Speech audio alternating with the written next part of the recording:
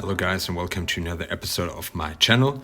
Today an unboxing of a new watch. I somehow got tired of Seikos, which I do on a regular basis, once or twice a year, and a little bit of tired of automatic or mechanical watches because I already have a couple of them and I wanted something that I simply can grab, put on the wrist and go out and it's bang on time. So I went for Quartz and it's a Timex. It's a Timex Q reissue. And if you get it, you get this actually quite nice box. You open it, here it is.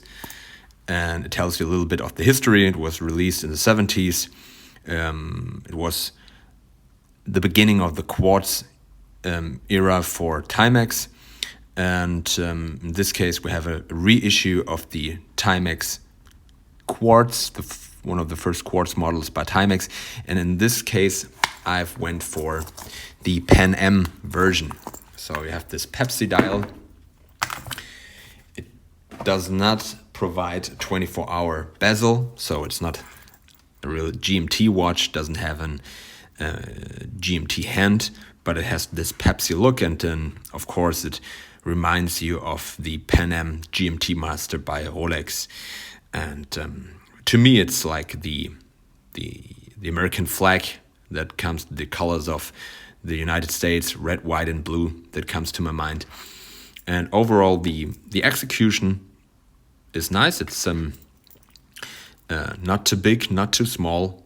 And the funny thing is, if you have figured it out, in this case, it has two different bracelets on it.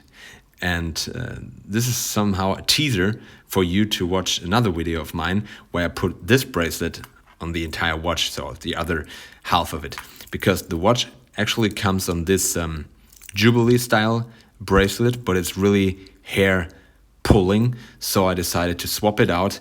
And here you can see it, what kind of bracelet you like more or best.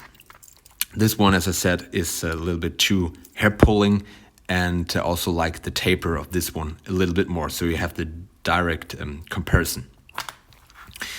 To the watch, it has a rotating bezel. It's bidirectional, but it has no click or something. It simply turns, but you're able to center it in a way that it won't move when it's on your wrist. It has this faux patina indices.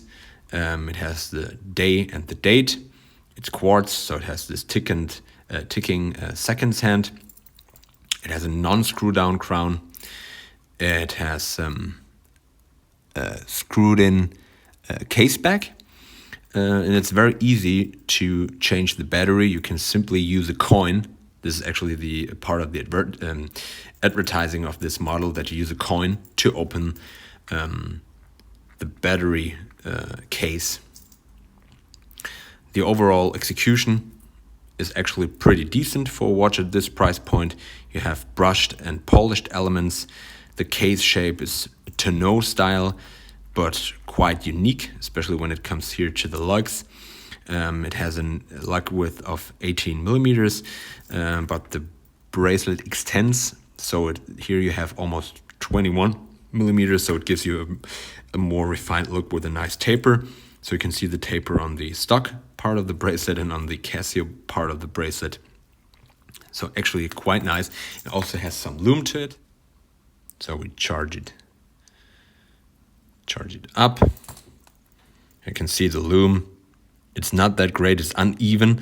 The hands are brighter than the indices. Probably there's more like luminescent material put on there, but it is sufficient. It's not that long lasting, but it's nice that you at least have some lume.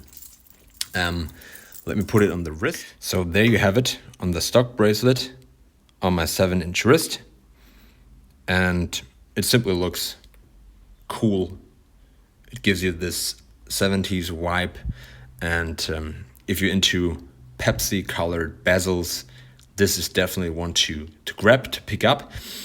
The official retail price is around 180 euros here in Europe. I wouldn't pay this kind of money for this watch, but if you get it on sale, I've got it for around 110 euros. I think it's just okay for the fun that is provided with the watch, with the history you get. Also, this nice domed acrylic crystal gives you really a vintage vibe. That there's at least some lume on it. That it is a quite reliable movement. It's pretty cheap. Probably it's like $5 or $6 if you only buy this Quartz movement. But so far, I cannot complain. It's comfortable on the wrist, and it's something fun, something inexpensive, and something, just to put on your wrist if you're in a darker mood. If it's dark outside, you want to pop some color on, something that simply ticks right away, not like an automatic, which you have to put in a winder or move or wind the movement. It's just a fun watch. So definitely I would recommend this to any collector out there. So thank you very much for watching. See you on the next one.